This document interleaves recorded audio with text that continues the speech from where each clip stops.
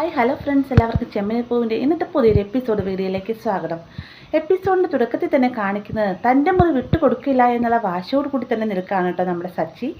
ചന്ദ്രയാണെങ്കിലോ ഈ ഒരു കുറ്റമെല്ലാം തന്നെ രേവതിയുടെ തലയ്ക്ക് വെച്ച് നീട്ടുകയാണ്. അതായത്, രേവതി നിന്നോട് ഞാൻ പറഞ്ഞതല്ലേ സച്ചി വരുമ്പോൾ സംസാരിക്കണമെന്ന്, എന്നിട്ട് നീ വന്ന പേര് കയറ്റി വിട്ടിരിക്കുകയാണോ എന്ന രീതിക്ക് രേവതിനെ കുറ്റപ്പെടുത്തി സംസാരിക്കാൻ അവസാനം സച്ചി പറയുന്നുണ്ട്, നമ്മൾ തമ്മിലുള്ള സംസാരത്തിന് ഇവരുടെ രേവതിനെ കയറ്റി വിടേണ്ട കാര്യമില്ല, ഞാൻ നിങ്ങളോടാണ് ചോദിച്ചത്, എൻ്റെ മുറി നിങ്ങളോട് കൊടുക്കാൻ ആരാണ് പറഞ്ഞത് എന്നൊക്കെ സച്ചി ചോദിക്കുമ്പോഴത്തേക്കും രേവതി, ഞാൻ നിന്നോടെല്ലാം പറഞ്ഞതല്ലേ, ഒന്ന് സച്ചിയെ പറഞ്ഞ് മനസ്സിലാക്കുക എന്ന് നമ്മുടെ ചന്ദ്ര പറയാനിട്ട് അവസാനം രേവതി സച്ചിയെ ബലം പിടിച്ച് അവിടെ നിന്ന് കൂട്ടിക്കൊണ്ടു പോവാണ്.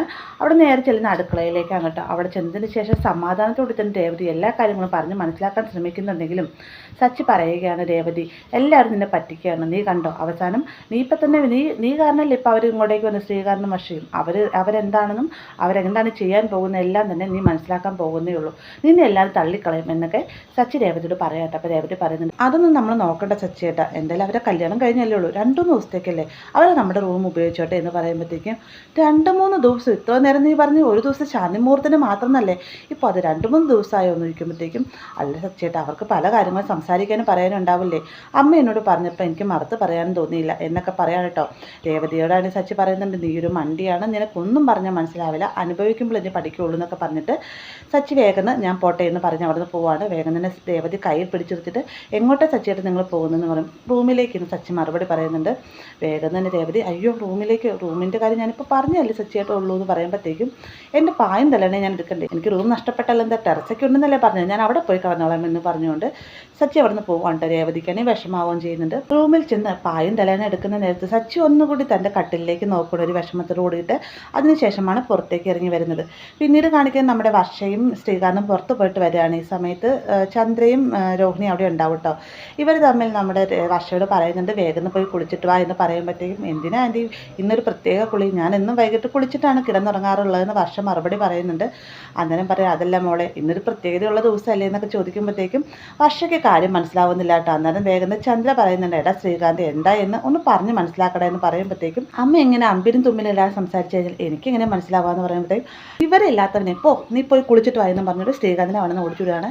അതിനുശേഷം നമ്മുടെ വർഷയുടെ കാര്യങ്ങൾ പറഞ്ഞ് അതായത് ഇന്നാണ് നിങ്ങളുടെ ശാന്തി മുഹൂർത്തം എന്നൊക്കെ പറയുമ്പോഴത്തേക്കും, മുഹൂർത്തമോ, ഒരു മുഹൂർത്തം കഴിഞ്ഞിട്ടില്ല ആൻറ്റി ഞങ്ങളുടെ കല്യാണം കഴിഞ്ഞത്, പിന്നെ എന്ത് മുഹൂർത്തം എന്ന് ചോദിക്കുകയാണ്.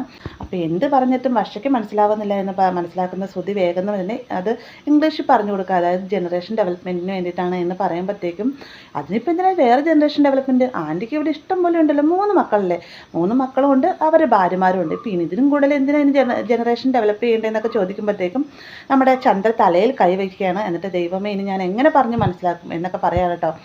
ഇതിനിടയിൽ നമ്മുടെ രേവതിയും വർഷയെ കാര്യം പറയാൻ മനസ്സിലാക്കാനായിട്ട് അങ്ങോട്ടേക്ക് വരുന്നുണ്ട്. എന്നാൽ രേവതിനോട് അടുക്കളയിൽ ജോലിയുണ്ട്, നിനക്ക് അവിടെ ഒന്നും ചെയ്യാനില്ലേ എന്ന് പറഞ്ഞുകൊണ്ട് ചന്ദ്ര അവിടെ നിന്ന് ഓടിച്ചു വിടുന്നുണ്ട് കേട്ടോ. അത് റൂമിൽ ചെന്ന് നോക്കുമ്പോഴത്തേക്ക് റൂമൊക്കെ അലങ്കരിച്ചേക്കുന്ന കാണുമ്പോൾ ശ്രീകാന്തിന് ഏകദേശം കാര്യങ്ങൾ മനസ്സിലാക്കുകയാണ്.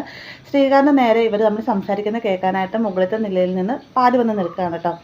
അന്നേരമാണ് നമ്മുടെ ശ്രുതി പറഞ്ഞു കൊടുക്കുന്നത്, ഇന്ന് നിങ്ങൾ ഫസ്റ്റ് നൈറ്റ് ആണ് എന്നൊക്കെ പറയുമ്പോഴത്തേക്കും, ഫസ്റ്റ് നൈറ്റോ, അതൊക്കെ എപ്പോഴേ കഴിഞ്ഞ് ആൻറ്റി എന്ന് പറയുമ്പോഴത്തേക്കും വേഗം തന്നെ ചന്ദ്ര ശ്രീകാന്തിൻ്റെ മുഖത്തേക്ക് നോക്കുകയാണ്. ശ്രീകാന്ത് ഞാൻ കുളിച്ചിട്ട് വരട്ടെ എന്ന് പറഞ്ഞുകൊണ്ട് ചമ്മി നാണം കേട്ട് അവിടെ നിന്ന് പോവാണ് കേട്ടോ. അതിനുശേഷം വീണ്ടും വർഷ പറയുകയാണ്, ഇതിപ്പോൾ ഒരുപാട് നൈറ്റ് കഴിഞ്ഞ ആൻറ്റി, 1, 2, 3 എന്നൊക്കെ പറഞ്ഞുകൊണ്ട് കയ്യിൽ ഇങ്ങനെ എണ്ണുന്ന സമയത്ത് നമ്മുടെ ചന്ദ്ര പറയുന്നുണ്ട്, മതി, ഇതൊക്കെ ഇങ്ങനെ പുറത്ത് പറയാൻ പറ്റുന്ന കാര്യമാണ് മോളെ, മോളെന്തായാലും പോയി കുളിച്ചിട്ട് നമുക്ക് എന്തായാലും ഇവിടെ ഇങ്ങനെ ഒരു ചടങ്ങുണ്ട്, അത് നമുക്ക് നടത്തിയേ മതിയാവൂ എന്ന് പറയുമ്പോഴത്തേക്കും വർഷ പറയുന്നുണ്ട്, ഓക്കെ എന്നാൽ ഞാൻ പോയിട്ട് വരാമെന്ന് പറഞ്ഞുകൊണ്ട് വേഗം അവിടെ നീങ്ങിട്ട് പോവാണ്. വർഷ പോയി കഴിയുമ്പോൾ ശ്രുതിയോടായിട്ട് ചന്ദ്ര പറയുന്നുണ്ട്, ഈ പെൺകൊച്ചൻ്റെ ഇങ്ങനെ ഇപ്പോഴത്തെ പിള്ളേർക്ക് പറയുന്നൊരു പേരുണ്ടല്ലോ, എന്താണ് ശ്രുതി നോക്കുമ്പോഴത്തേക്കും 2K കിഡ്സ് ആണോ ആൻറ്റി എന്ന് ചോദിക്കും. അത് തന്നെ, ഇപ്പോഴത്തെ 2K കിഡ്സ് ഒന്നും അറിയില്ല, പറഞ്ഞു കൊടുത്താലും മനസ്സിലാവില്ല, നമ്മളെന്തെങ്കിലും പറഞ്ഞാലോട്ട് അവർ അനുസരിക്കാനും തയ്യാറല്ല, മക്കളുടെ സ്വഭാവം കണ്ടിട്ട് എനിക്ക് ചൊറിഞ്ഞു കയറി വരുന്നത്, പക്ഷേ ഞാൻ മഹിമയ്ക്ക് കൊടുത്ത വാക്ക് കാരണം മിണ്ടാതിരിക്കുകയാണെന്നൊക്കെ ചന്ദ്ര പറയാണ്. പക്ഷേ ചന്ദ്രയുടെ ഉള്ളിൽ ഇത്രയും വലിയ പണക്കാരിയായ മോളെ പിണക്കി കഴിഞ്ഞാൽ അവൾ ഇവിടെ നിന്ന് പോകുന്നുള്ള കാര്യം തീർച്ചയായിട്ടും അറിയാതുകൊണ്ട് തന്നെ ഒന്നും മിണ്ടാതിരിക്കുകയാണ് കേട്ടോ. ഇത് കാണിക്കാൻ നമ്മുടെ സച്ചി ടെറസിൻ്റെ മുകളിൽ കടന്നതിന് ശേഷം ചന്ദ്രനെ നോക്കിയിട്ട് പറയണം, നീയും പുറത്തേക്ക് വന്നോ, എന്നെപ്പോലെ തന്നെ ഒറ്റയ്ക്കാണല്ലേ? ഒറ്റയ്ക്കൊന്നുമല്ല, പേടിക്കേണ്ട കാര്യമില്ല, ഞാൻ നിനക്ക് കൂട്ടിനുണ്ട് എന്നൊക്കെ പറഞ്ഞുകൊണ്ട് ചന്ദ്രനുമായിട്ട് പരസ്പരം സംസാരിക്കുകയാണ്. അതിനുശേഷം കാണിക്കുന്നത് ശ്രീകാന്തും വർഷയും കുളി കഴിഞ്ഞ് വരുന്ന സമയത്ത് വർഷ ഇട്ടേക്കുന്നൊരു മോഡേൺ ഡ്രസ്സാണ്.